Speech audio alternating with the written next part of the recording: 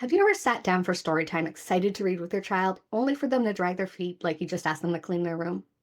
Or maybe they open the book, stare at a page for a few seconds, and then suddenly remember they desperately need a snack, have a burning question about dinosaurs, or just can't get comfortable no matter where they sit?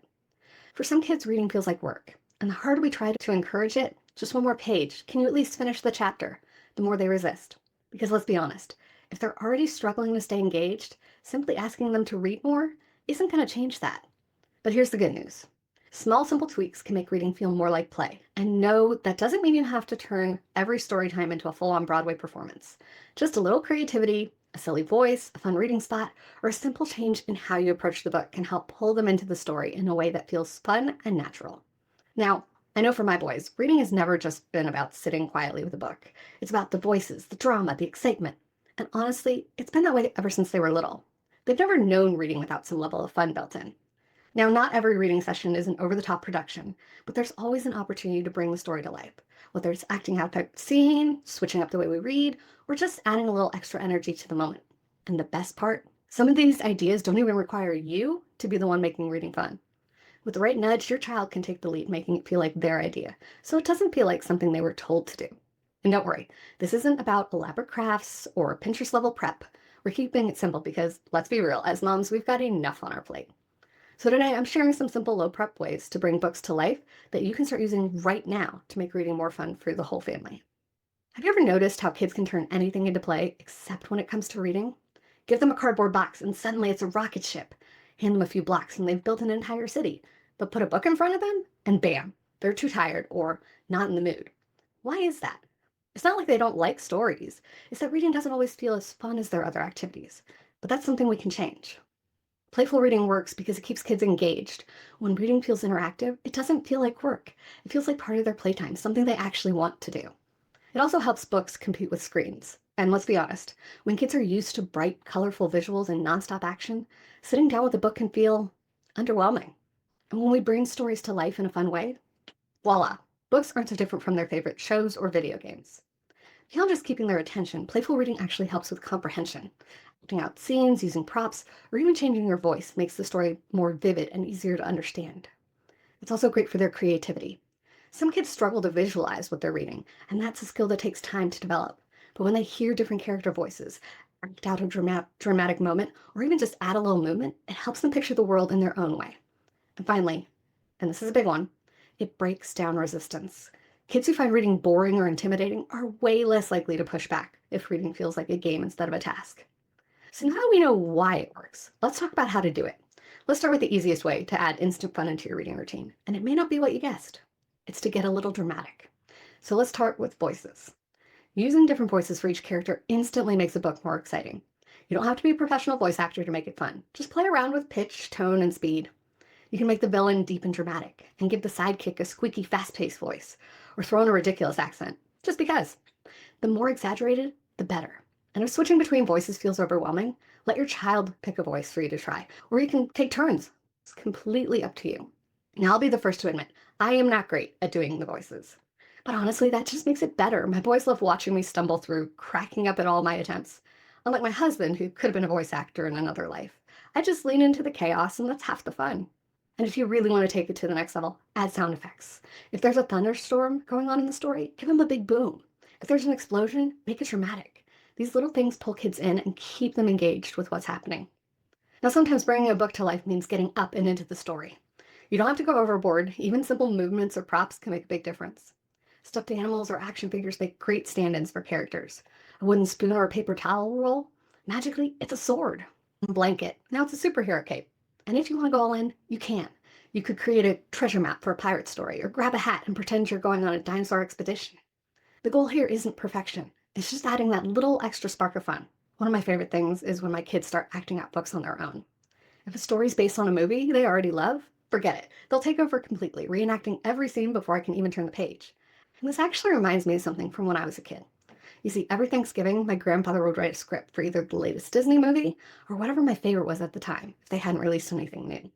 At first, my dad or one of my aunts would narrate while my cousins and I acted out the adapted script my grandfather had created. But as we got older, we had to read our own lines. The scripts got longer too, and eventually I took on the role as narrator, since even more of my younger cousins were able to join in. Now, at that point in my life, I hated reading. This was different. It was fun. It was a shared experience with my family. And even though I had to read a lot to be the narrator or to play a big role, I never minded. That's the power of bringing stories to life. It shifts reading from something they feel forced into something they actually want to be a part of. And if they really love a book, let them direct their own mini performance. They pick out the roles, decide how to act out a scene, and you just go with it. One time when we were reading Three Little Pigs, I had my boys actually build the houses. We used pillows for straw, wooden blocks for sticks, and Legos for bricks. And of course, I was the big bad wolf, doing my best huff and puff to knock them down. Did it get a little out of hand? Absolutely. But was it the most fun we'd had reading that story? No question. Now, playful reading isn't just about voices or acting. It's also about where and how you read. Reading doesn't always have to happen the same way, in the same place, at the same time. Switching things up keeps it interesting and can turn a regular reading session into something special. One of my favorite ways to mix things up, flashlight reading. Turn off the lights, grab a flashlight, and read under the covers, like you're sneaking in extra reading past bedtime, even if it's not bedtime at all. There's just something about reading in the dark with a little beam of light that makes it feel like an adventure. And if you haven't checked out the Shine a Light book series, those are perfect for this. You shine a flashlight behind the pages to reveal hidden images. It's such a fun, interactive way to read. I'll put a link in the show notes or over on the blog so you can check them out. That's just one idea. You can also move to a different reading spot. You can switch from the couch to a blanket outside to a pillow fort or even the bathtub, minus the water, of course, unless you have water-friendly books. You can also change how you sit. You can lie on the floor, sit upside down on the couch, or bounce on an exercise ball. JD loves reading in bed with me, and Hunter, he thinks reading upside down is the best thing ever. I'll be happy when he is successfully reading on his own so I can stop having the blood rush to my head. You can also make it a location-based theme. So if you're reading a jungle adventure, do it outside on a blanket. If you're reading a pirate story, read in a ship, aka a couch cushion fort. If it's a camping themed book, take a flashlight and start reading in a tent. You can also pair a book with a simple snack inspired by the story. Nothing fancy, just something that ties into the theme. The point is, reading doesn't have to look the same every time. The more you change it up, the more fun it becomes. Now, before you start thinking, oh, this sounds great, but I don't have time for big, elaborate reading sessions, let me stop you right there. None of this has to be complicated. Even doing just one silly voice or moving to a different reading spot can make a huge difference. And here's the thing. Playful reading isn't something you have to do every single time. It's just another tool you have in your pocket. Some nights you'll have the energy to go all in with props and sound effects, and other nights it'll just be a cozy bedtime story with a little extra expression. Both are great. At the end of the day, the most important thing is that you're having fun too. Because when you bring the energy, your kids will feel it, and the more likely they are to engage. There are plenty of times when bringing a little playfulness into reading can be exactly what your child needs, especially if they're starting to lose interest.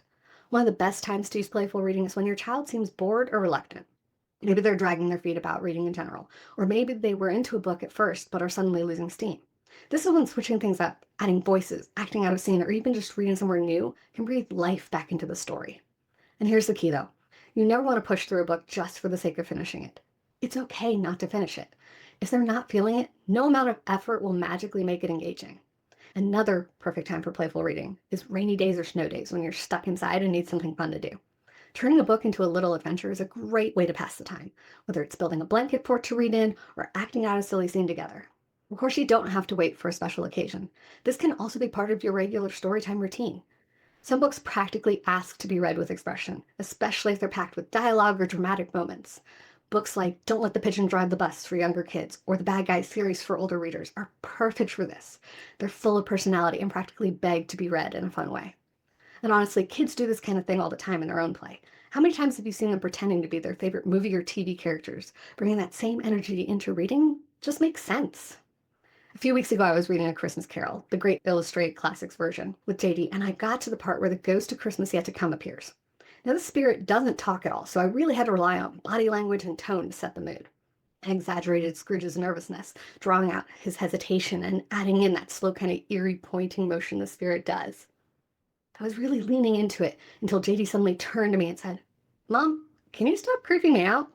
Oops. But hey, it got the point across, and that's the goal, helping kids feel the story instead of just reading the words on the page.